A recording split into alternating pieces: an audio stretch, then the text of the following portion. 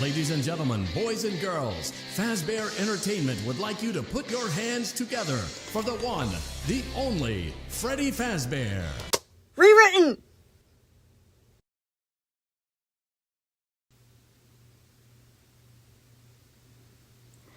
Freddy woke up with the most disorienting batch of sensations he had ever experienced before.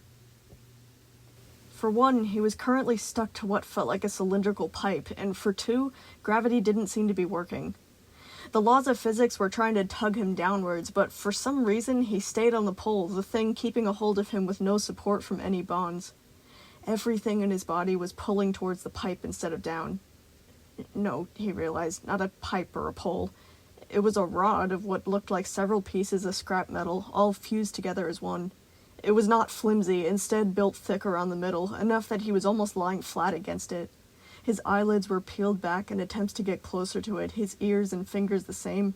His mouth hung open with his cheek pressed against the metallic surface, all of it gathering as close as it could to the rod.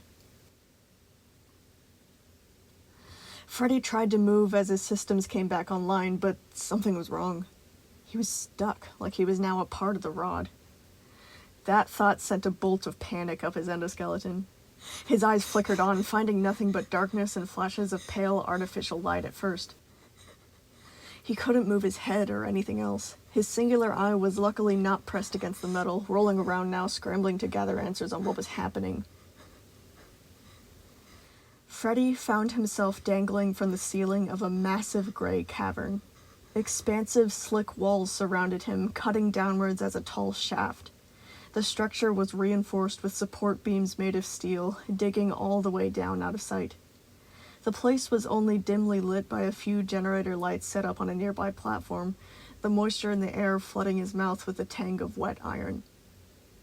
His gaze was drawn downwards. Below him, an endless pitch-black pit opened up, ready to swallow him whole. Freddy yelped at that, instinctively trying to jerk to grab onto something, but he didn't find anything. He didn't fall either. For a horrifying moment, he thought that he had been welded to the thing that supported him. With a quick check, he got a brief relief. He wasn't melted into it. He was being held in place by a magnetic field, one of the most powerful ones that he had ever felt before. But where was he? Which way was up? He thought for a few more moments that maybe he was lying down, but soon found that to be impossible, because someone was watching him from several meters away, and her feet were flat on the ground. Vanessa. He could see her, most of her at least. She was still in her white rabbit suit. It was something that was only vaguely described to him by Gregory until now, and seeing it in person like this immediately felt unnatural. It wasn't covered in fur like Freddy and the others, instead made of hard metal parts linked together with black plastic joints, the shining finish of it only disturbed by a few scuff marks around her blocky gauntlets. The reason why Freddy could see all of it was because, for now, the head was taken off. It was tucked underneath one of her arms, the red eyes dulled out, making the costume register as incomplete in this program, and therefore not blocked. Vanessa's real head poked up from the shoulders of the suit, messy blonde hair still pulled back into a ponytail, brilliant green eyes glinting at him, not afraid of looking him right in the face.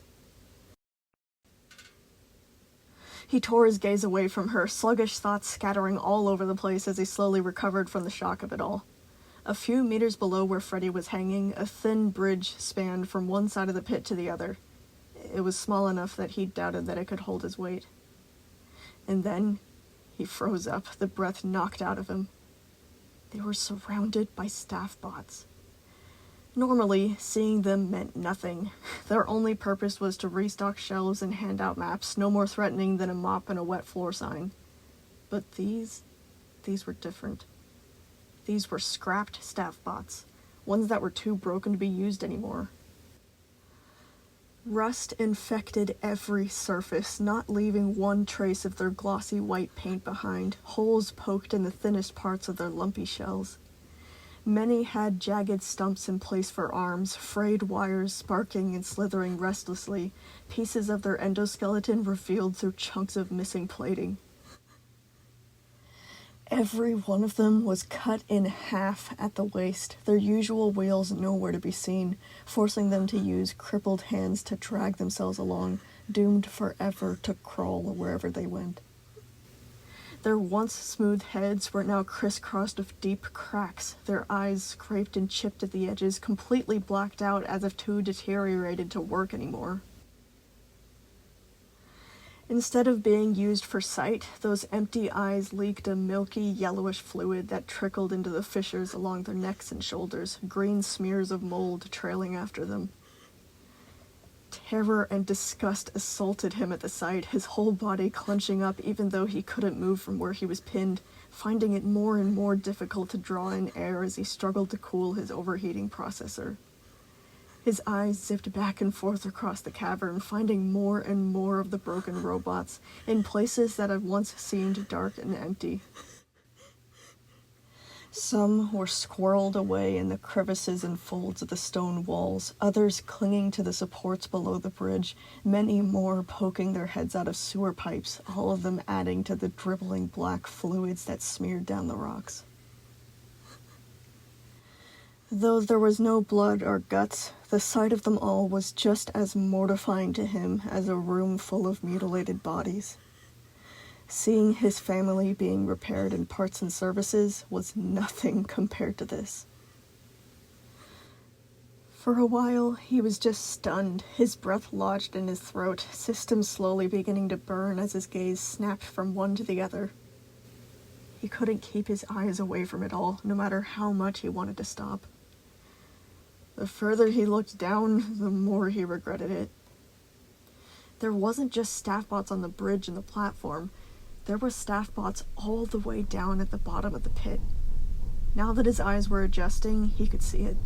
Hundreds of meters down, the floor of the cavern was coated in a tangled mess of crushed robotic bodies.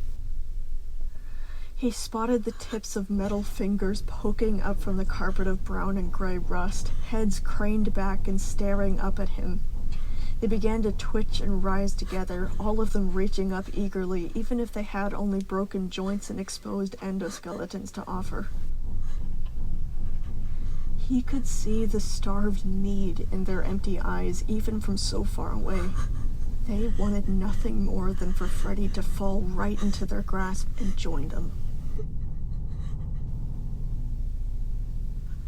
Horrible memories of the scrap pit began to claw at him, trying to drag him down into wild panic. The filthy rust scraping against his painted fur, the crackling and snapping of tiny metallic joints, each jagged edge scratching and poking him, ready to claim him. An involuntary shudder racked his body, and he struggled to stay calm. Why was there another scrap pit down here? They weren't inside parts and services, obviously. But was this the dump? Did they toss the most broken and useless parts down here once their worth had been exhausted? Was this the purpose of the magnet that he was currently stuck to dump bad parts cleanly? Freddy had no idea that something like this was under his feet the whole time, and the concept felt like scuttling racing spiders crawling in the spaces between his pistons and his shell. All this time, this had been here, all of those old rusting parts discarded like trash. An awful thought invaded him, no matter how much he tried to force it out. Was this where they brought Bonnie? Noise burst inside of his head, shoving it away. No, don't say that, don't even mention it, don't even think about it. He peeked his eyes open and focused on the only thing that would give him answers, trying not to look at the hellish scene below him. Vanessa stood there on the other end of the bridge, a large metallic door already opened up behind her to reveal a dark room beyond. In front of her, built into the platform she was standing on, was a podium full of an assortment of buttons and levers, which were connected to the pulley system that was holding up the magnet that Freddy was now attached to. Now that he saw how everything fit together, and what exactly Vanessa was planning to do to him, it became almost impossible to retain a collected tone. What's happening? Where's the others? Freddy asked, his voice brittle with unbearable worry. Where's Gregory? Vanessa stared right at him shamelessly, her expression oddly dull. She only had a slight frown drooping below drained eyes, nothing to match the intensity of what position she had forced him in. Instead of answering, she put a metallic finger to her lips. Her hand was still encased in the gauntlets of the suit, making them much bigger in comparison to her face.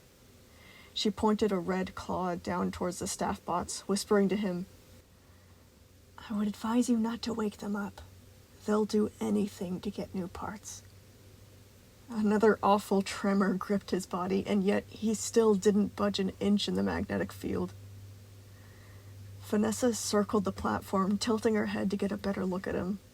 For a fraction of a second, a grin appeared on her face before returning to solemn disappointment. The expression had died down fast enough that he wondered if he had imagined it.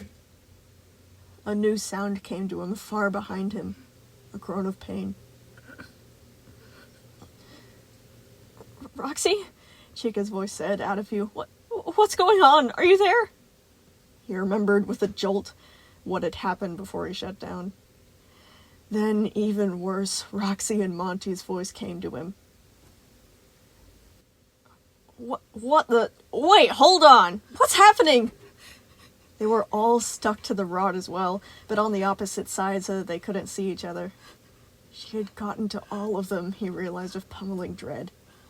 He tried to move his head to get a better look, catching sight of one of his own arms, but nothing else. What did you do? Roxy demanded, probably hundreds of times more confused than Freddy was at the moment. What happened? At the noise, the staff bots stirred. One of their heads turned towards him, listening. Be quiet! Everyone be quiet! Freddy called, the desperation in his voice seeming to work on the others at first. After about 5 seconds, Roxy whispered, Why? What's going on? Freddy wanted to reply, but Vanessa was already turning away from them and heading out the large door.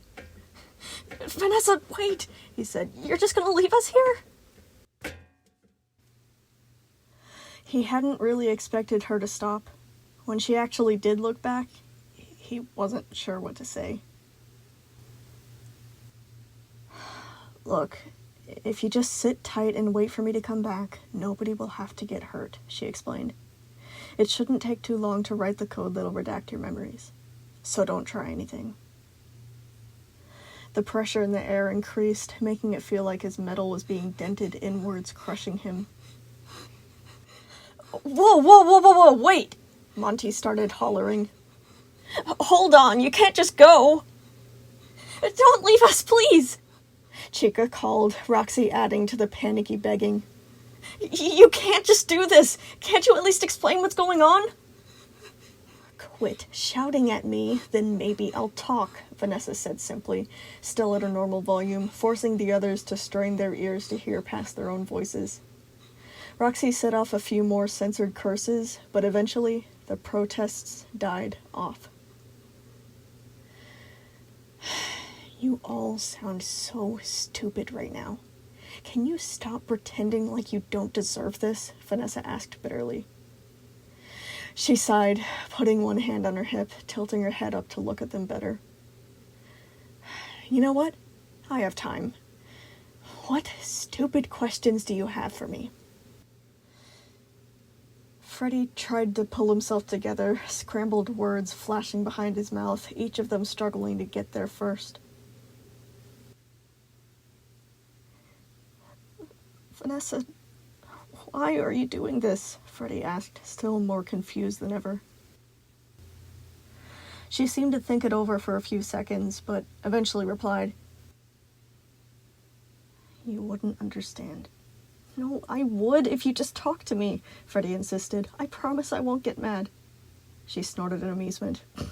Like that's important to me. Is it someone else? Freddy asked, his brain twisting around as he tried to find some other angle of the situation. Is someone threatening you? Is it something with Jeremy? No, she said quickly with an edge of irritation. You think I'd need him to pull this off? No, that's not what I meant, Freddy backtracked. I just meant... This is so unlike you. I don't understand why you're doing this. Yeah, exactly, Roxy agreed. What the heck do you think you're gonna do with all this? Are you trying to get arrested? Monty said threateningly. Vanessa waited for them to fade. Please, just say something, Chica pleaded quietly when the silence had stretched on for long enough. It'll take too long to explain, but even when I do, you're probably just gonna argue with me, Vanessa sighed. A topic like this is probably too complicated for your processor to understand. You're buried too deep in security protocols to see the big picture. What? Freddy wasn't sure if he wanted to cry or give up. Fanny, please, I know you're not evil. I'm not, she snapped, even more riled up by that accusation. I know, you're not.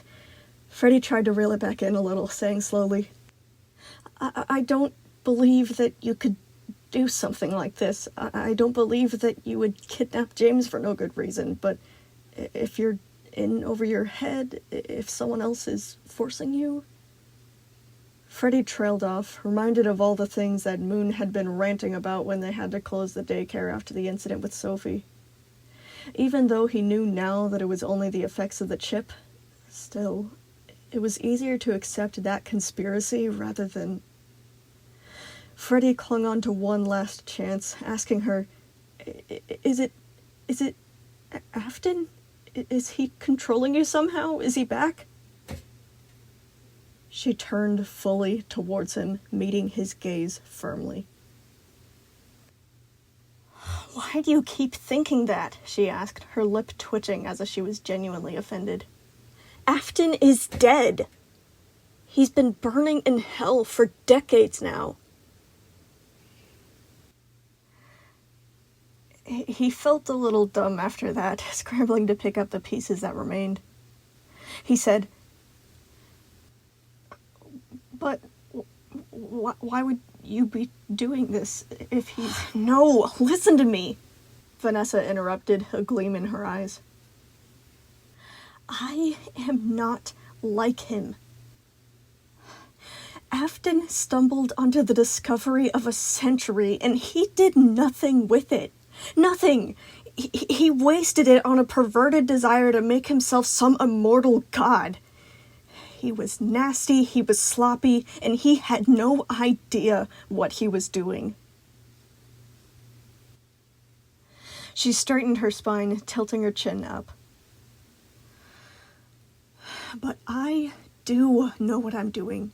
I have been waiting for this my entire life. I have been building off of his research, and this time I'm not using it to torture kids for no reason. I have a reason. And it's to do more than Afton was ever capable of. It'll be the one good thing that comes out of his pathetic life. His last frayed strands of hope split and fell apart, a weight sinking inside of his chest. What are you trying to do? Freddy asked, breathless of confusion. Don't you remember what Henry told everyone after Afton died?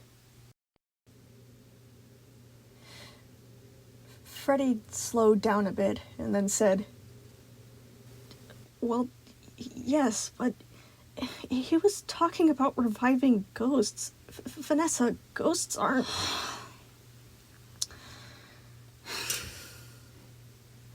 Her exasperated sigh made him stop. She was pinching the bridge of her nose, her posture sagging. I don't want to waste time explaining it to you, she said, turning her fatigued expression up to him. You are literally physically incapable of hearing the proof that we have.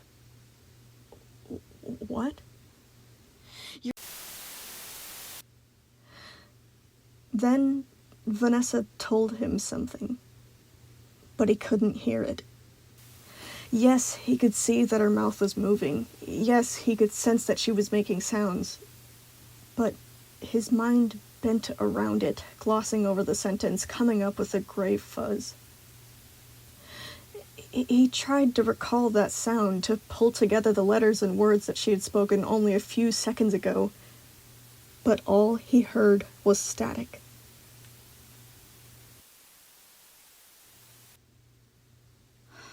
"See," Vanessa said. Freddy was too bewildered to reply. The more he thought about it, the more his mind recoiled from it. Wasn't important. Move on. Not worth it. Move on. Not your concern. Move on. He was left hanging there with nothing, struggling to continue the conversation. Already, the point of it all was getting blurry, and his brain was soon only able to stick to the agonizing betrayal that he felt while looking into her eyes. "Why did you do this to us? Why did you say all those things?" he asked, a painful emotion hitching in his throat. "Oh, you won't remember all that anyway," Vanessa said dismissively. "If I make you freeze up, it is much easier than what I did last time." A snarl flickered onto her face as she added, "Trust me, no matter how much I want to drop the four of you into this pit, I can't do that without losing my job. So don't worry, you'll come out of this unscathed." Freddy slowly began to break, every word that she spoke sending another dagger through his chest. It felt like she was slowly dunking him in a vat of sizzling acid, the memories of the childhood that she had shared with them now weaponized against him, tearing him apart from the inside out. "Why do you hate us so much? What did we do wrong?" he asked next. When she answered, her eyes were empty of any pity or remorse. "You made him think it would work." Freddy blinked, running over that statement several times, unable to make sense of it. "What?" She turned her back on him and began to walk away. "Wait, who? Made who think what would work?" She ignored him. As she passed the staff bots, she snapped her metal fingers, and all of the scrapped piles of junk immediately lifted their heads off the gravel, turning them towards her in unison, like soldiers waiting for their general's command. "Keep them here," she ordered. "If they try to escape, feel free to take what you want." The machines all pinged off a distorted noise of confirmation, and turned back towards Freddy and his family. Even though their star-shaped eyes were too dirty to see through, they tilted their heads from side to side, listening to the sounds of their heavy breathing, waiting like a pack of starved wolves. Vanessa only looked back one more time, that same brief smile flashing and then dissipating as fast as it came on. She raised the rabbit head and shoved it back over her own. The moment that she did that, her figure glitched out of sight for good, the only thing left in her place being the shadow flickering over the rails. The door slammed shut behind her, the echo of it cracking off the sheer rocky walls. "Where are we? What's happening?" Roxy demanded, the tremble in her voice betraying her fear. "Where did she go?"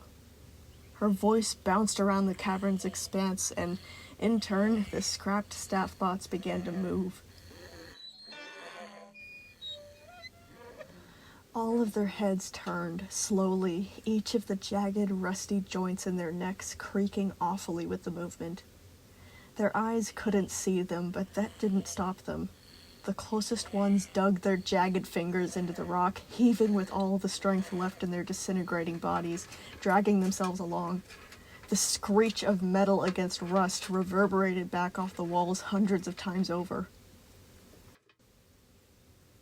"Stop yelling!" Freddy called to the others. "They can hear us! You have to be quiet!" "What? Who?" Roxy asked. The closest staff bot slammed its shattered hand on the bridge beneath them, the unintelligible noise continuing to sputter out of its ancient speakers. Freddy wanted to answer, but he was fully aware that if he spoke another word, they would just be even more encouraged to head towards the source of the sounds. Instead, he kept quiet. Right now, Freddy was pretty sure that he was the only one that could see the staff bots at his angle. The others were on the other side of the rod, probably confused by how freaked out he sounded. For now, Roxy seemed to sense the urgency in his silence and kept her mouth shut just a little longer. Freddy watched, anxiety scrambling desperately inside of him like a trapped rat as he watched the staff bots slowly come to a faltering stop, no longer sensing the disturbance. They lowered their heads down and closed their eyes, returning to a restful state. Freddy still couldn't move, but he was able to look up with his one eye, which was luckily not pressed to the metal. At the very edge of his vision, he spotted the mechanism holding them aloft. It was some sort of pulley system, and right now they were attached to a chain that dangled them over the pit of discarded robots. He had been vaguely aware that there was some sort of bridge beneath him, but the more that he studied it, the less confident he felt in its stability. It was more of a thin railing, not any wider than the length of his arm, a few flimsy pipes running beneath it. The whole thing spanned from the door Vanessa had exited through to the other side of the pit. Every few feet, the bridge had a seam cut down it, and judging by the wires connecting it to the podium, it could probably be folded down like a drawbridge if the operator wanted it to be. The only thing that struck him as odd was something on the same wall as the exit. There was a set of metal stairs, zigzagging down into darkness, out of sight towards the scrap dump hundreds of meters below them.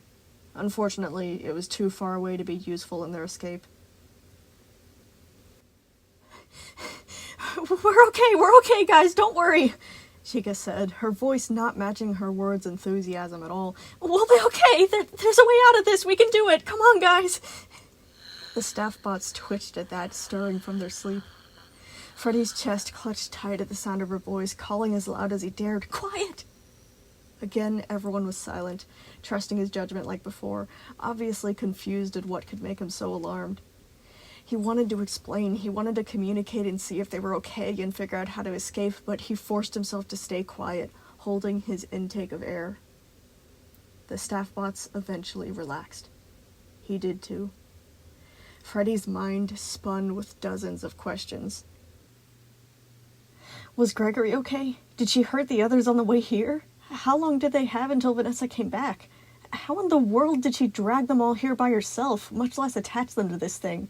That seemed nearly impossible, but then again, here they were, still trapped despite that oddity. He tried to focus on the most relevant ones. After thinking over each syllable carefully, Freddy whispered, Who is here?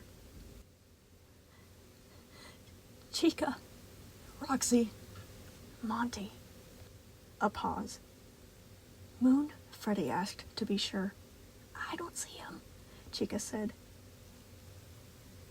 Moon wasn't here yet.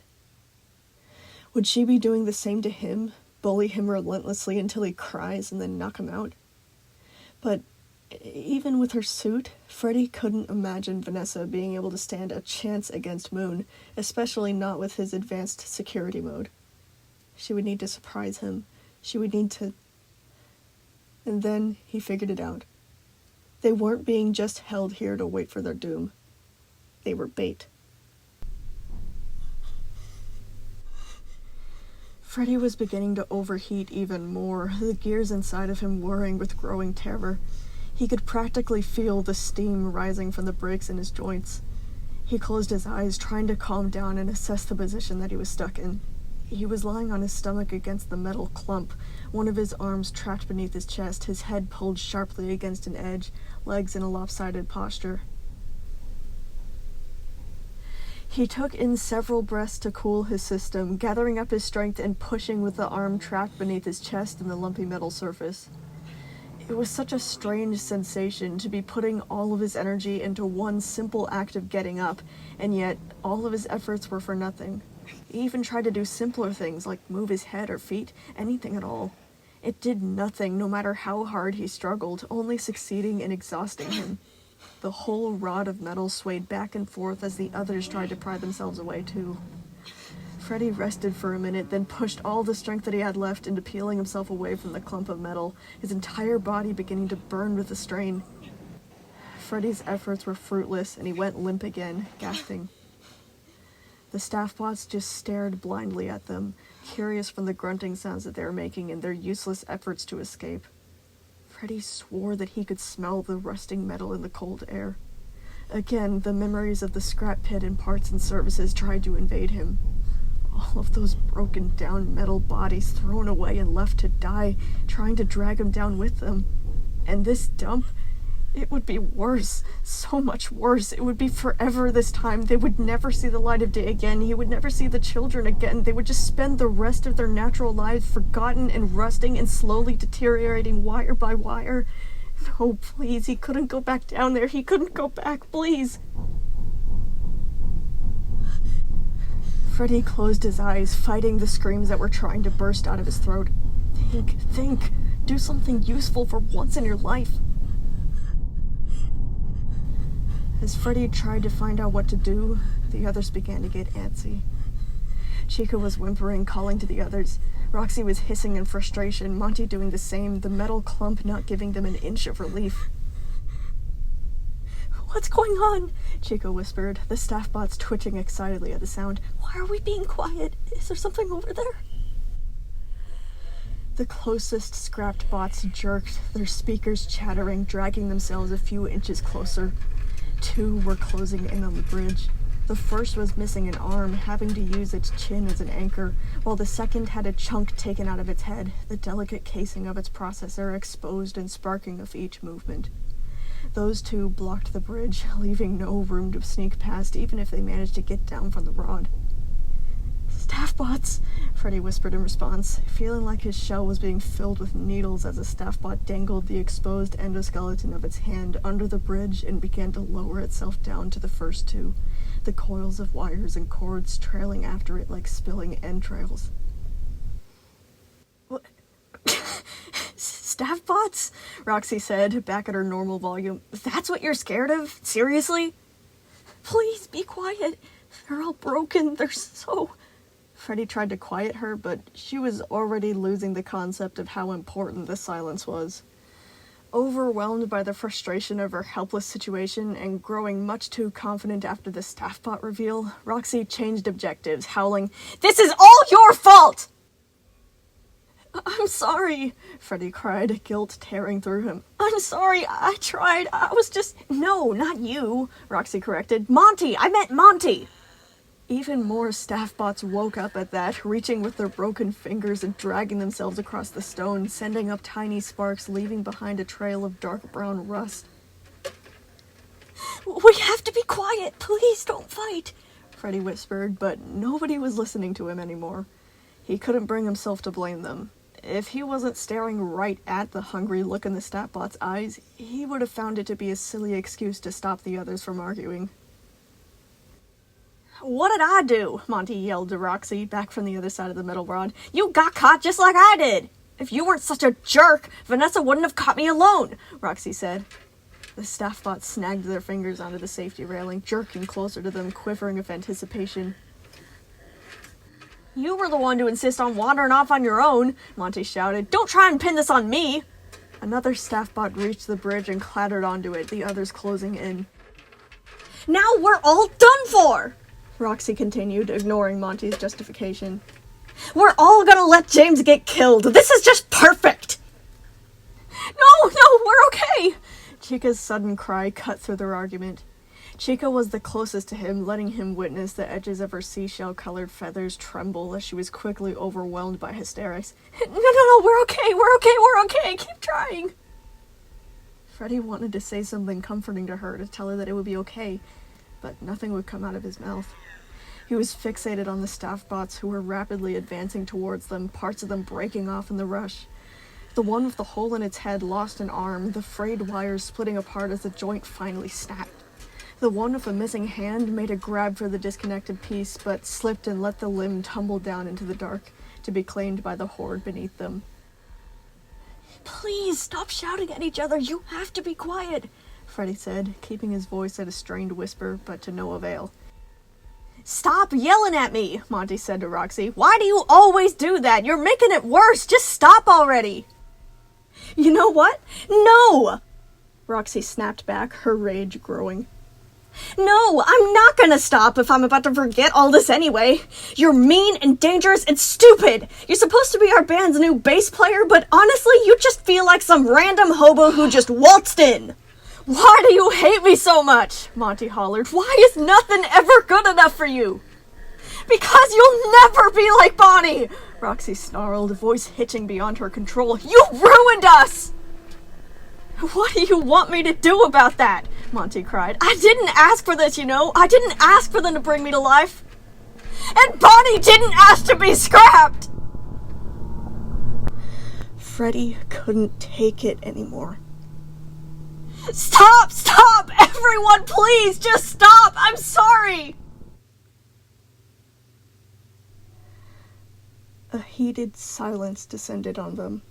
The swaying, the yelling, the scrapped bots, they all stopped after hearing him. Emotion surged up through his chest, burning him alive. He couldn't keep it down anymore. He was crying. There was no tears allowed from their designs, but racking sobs still fought their way out of him, dragging him down into despair.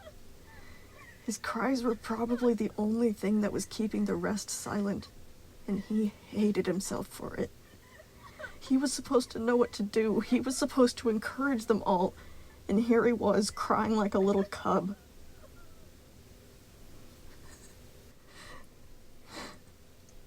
I'm so sorry, he stammered hoarsely, a dull throbbing surfacing at the back of his head, spilling out into the rest of him.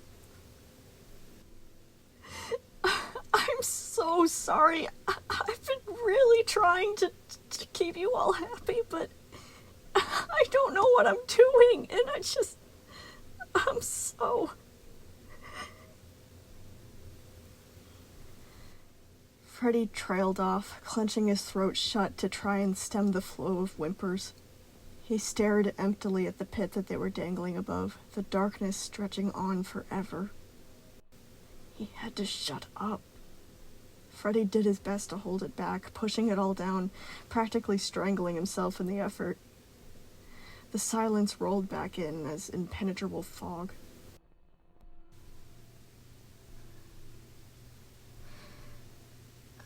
I'm sorry I'm not like him. It was Monty who had spoken up first. I know I messed everything up. I know I get stupid and loud sometimes. He exhaled heavily, his voice growing tight. I'm sorry he's gone. Nobody replied for a long time. Just like it did every time Bonnie was mentioned, an endless black hole opened up in his chest, devouring every part of him that it could reach. It was a corruptive, crippling agony that followed him every day, like an old scar that kept being reopened again and again, refusing to leave him in peace. He was certain that the others felt it too. Even the good memories, the only things that Freddy had left of him, were ruined beyond repair. Now, when he looked at those simpler times, they were thrown into a completely different light, knowing that Bonnie's last days had been approaching and they had no idea. His last year alive, his last month, his last week. They had all seemed so insignificant before, but now they meant everything. And they hurt. Every one of them hurt. He couldn't recall a single joyful moment that they had shared without asking, why didn't I appreciate him more? Why didn't I do more? Why didn't I just take a little more time out of my day to talk to him, to say anything at all to him?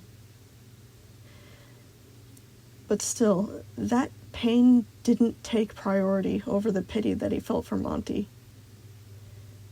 Did Monty really feel that way? Like he was responsible? Before, Freddy hadn't been sure if Monty felt anything at all about Bonnie, but now... You didn't ask for this, Monty, Freddy offered. It's not your fault that Bonnie's gone.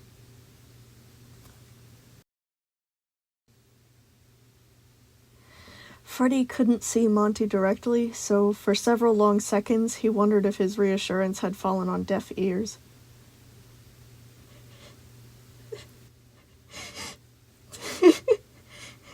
But then, from the other side of the rod, he heard a shaky whimper, followed by a chuckling sob. "Thank you," Monty whispered gratefully, the smile clear in his tone.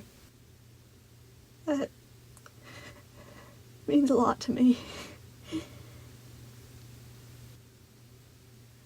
Freddy wanted to be glad that he managed to make progress like that, but his hopes sank when the predicament returned to the forefront of his mind. They were going to forget all of this anyway.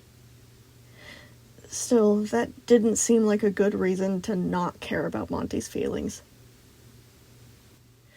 Luckily, the scrapped staff bots seemed to sense that they weren't trying to escape, and were instead lying in wait for one of them to give them an excuse to keep going. Vanessa's order had been very specific, and even though the decrepit creatures appeared mindless, at least they had enough sense to understand her implication.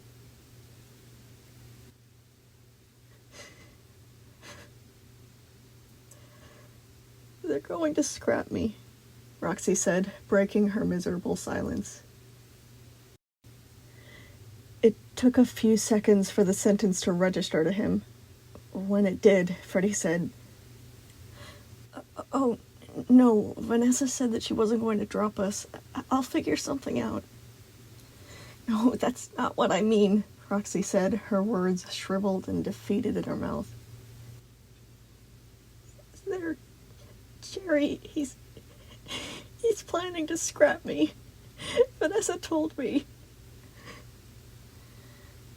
The shock of hearing that electrocuted him, bringing every thought in his head to a grinding halt. He stayed paralyzed like that for a moment or two, like his brain had been frozen in a solid block of ice. Once it passed, panic rampaged around in his overcrowded brain, an overwhelming sense of dread surging up to swallow him whole, knocking the breath out of him. No, please, not her too, not Roxy too. You can't take her too, please." "Maybe she was lying," Chica said, her voice cracking into a tremor. She said all sorts of things to us. Maybe she just said that to mess with you." "No," Roxy replied, even quieter now. "I believe her. Of course they would get rid of me. I've been messing everything up. I did it just now, 2 seconds ago. I was angry, and I said stuff I shouldn't have, and I made you cry, Freddy." "She was right about me." "Roxy," Freddy breathed. "Look, at least I won't know what's coming," Roxy said, clearly trying to appear strong despite the quivering in her voice. "I'm sorry I keep starting fights. I don't know what's wrong with me. I'm sorry for everything. I love you guys." No, don't say that," Chica protested, the rod dangling back and forth as she undoubtedly tried to get closer to Roxy. There has to be something that we can do. They can't just do that to you." "Look, even if we figured out a way," Roxy interjected, "we'll forget about it in a few minutes. It doesn't matter." "Roxy,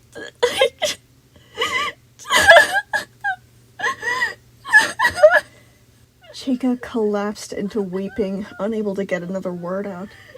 Freddy could feel the lights in his eyes flickering too, even though he was doing his best to suppress any noise. Chica, please don't cry over me," Roxy said tearfully. "I'm not worth it." "Yes, you are," Chica was arguing. "You are! I'll find some way to make them keep you. There has to be something." "Roxy, I'm not gonna let that happen to you," Freddy said, trying to stay steady for her. "Even though I won't remember it, still, when it does happen, there's no way I would let them do that. I'll figure something out, I promise." "You don't understand," Roxy began to say. "They're going to scrap me because they know that I've been... They know that I'm a cheat." Footsteps interrupted them before she could construct a proper explanation. Terror plummeted through all of them the moment that the sound reached their ears. Then, confusion replaced the fear. There were 2 pairs of footsteps, both too light to be Vanessa. They approached the shut door that led to the railing. Something clanked, the vault unlocking, slowly creaking open to reveal 2 small figures. They stepped onto the platform, both doing a double take whenever they saw Freddy and the others hanging onto the rod of metal. It was Gregory and Moon.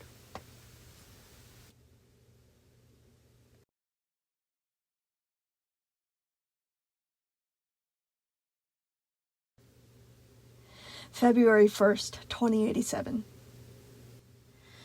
To Jeremy Miller, from Vanessa Miller. Subject, important. I haven't been able to get a hold of you anywhere else, so I'm just going to say what I want to say here. I want a different job. Being the behavior tracker is completely redundant and a huge waste of resources. I know that you don't care about the animatronics' feelings, so I think that it would be best to stop pretending that you read my reports. I'd rather go back to being a technician than stay up all night listening to these people argue again. To Jeremy Miller, from Vanessa Miller. Subject, important. If you didn't see my last email, I'm gonna say it again. I don't want to be the behavior tracker anymore. I have the qualifications to be a technician, and I can probably do that job better than anyone else that's already up there. These animatronics are driving me crazy. All they do is yell at each other. Both you and I know that you don't actually care about my reports, so there's no point in me writing them anymore. So can you please send me somewhere else? I'd be much more useful in parts and services than sitting here and staring at a bunch of screens all night. I can hardly sleep anymore. All of the other employees hate me after what you told them all. I don't think I've actually talked to a human person in weeks. To Jeremy Miller, from Vanessa Miller. Subject, over here. Are you ignoring these emails, or do you genuinely not check your inbox more than once a month? I've seen you read the text messages. I know you're reading this, and it's not funny. Is a different job really too much to ask for? I need to get out of this office. I can't keep staring at those screens. I can hear them crying. They're being so selfish and stupid. They know it's their fault. I need to get out of here. Can you please answer me? To Jeremy Miller, from Vanessa Miller. Subject, I know you can see this. Give me a different job, Jerry. I know you're reading this. I've seen you read the text messages, but you still haven't replied. Can you please take one moment out of your day to switch someone else out for me? I don't want to come to work here anymore. I need to get out of this office. They're messing everything up. Roxy keeps trying to hit Monty. Chica's crying. Freddy's trying not to cry. I'm watching them right now, and they're not talking to each other. They'll never talk. It's always just yelling, yelling, yelling. It's so frustrating. It's so frustrating. Do you literally not care about that? Are you really just that cartoonishly evil? I need to get out of here. Let me out. I don't want to come back here tomorrow just to work another night shift. To Jeremy Miller, from Vanessa Miller. Subject, let me out. I can't do this anymore. Please just let me leave. I can't show up here again. I don't want to work here anymore. It's all their fault. It's all their fault, and they don't care. They don't remember. They're so tied up in themselves. It's so selfish. It's so infuriating. What type of a heartless monster are you? You've ruined everything, and you're not even lifting a finger to try and help me. Do I mean nothing to you? Does it make you feel good about yourself to keep me coming back here every day for another shift? I can't get a job anywhere else. What is wrong with you? To Jeremy Miller, from Vanessa Miller. Subject, let me out. I can't do this anymore. You need to let me out of here. I keep applying for jobs, but they never called back. Are you doing that? Why are you doing this? What did I ever do to you? I need to get out of here. I'm going to break this computer. I can't come back here tomorrow. I want to stay home. I can't listen to them anymore. I can't watch them anymore. I'm so tired.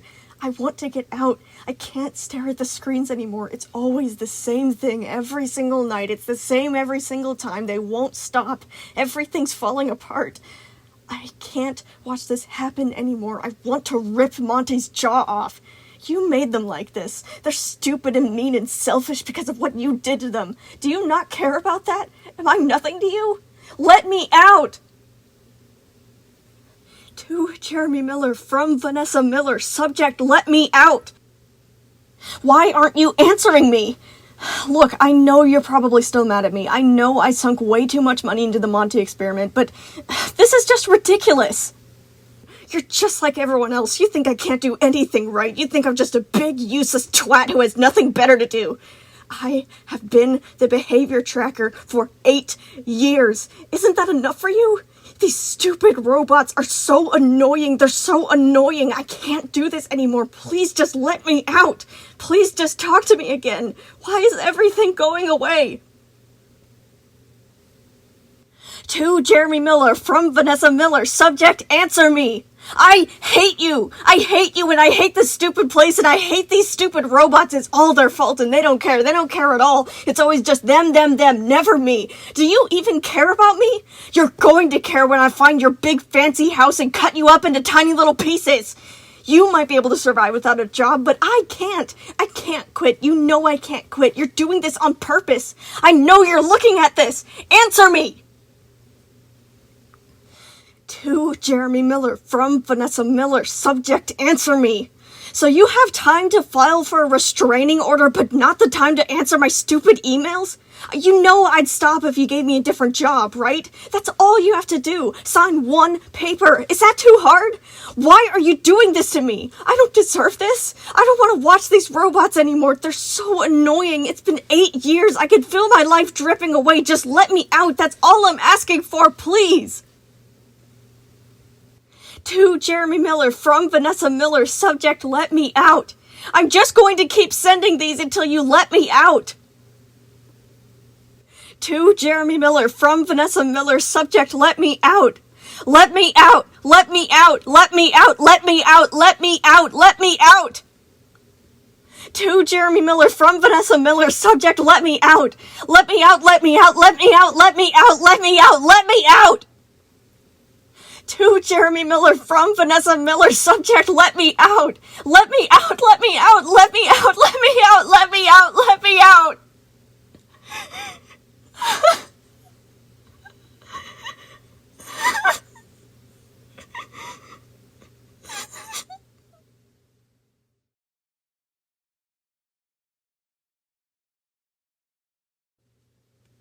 Woo! We got a lot more on Vanessa this episode, as well as other characters like talking to each other and stuff. So the next episode, I'm still planning to post it in 2 weeks from now, but if something crazy happens, then I'll postpone it. But for now, the plan is to do 2 weeks from now. So yeah, hope you guys enjoyed the episode. Bye. See you next 2 weeks. 2 weeks from now. Woo! Smooth. I'm not good at outros. I'm sorry.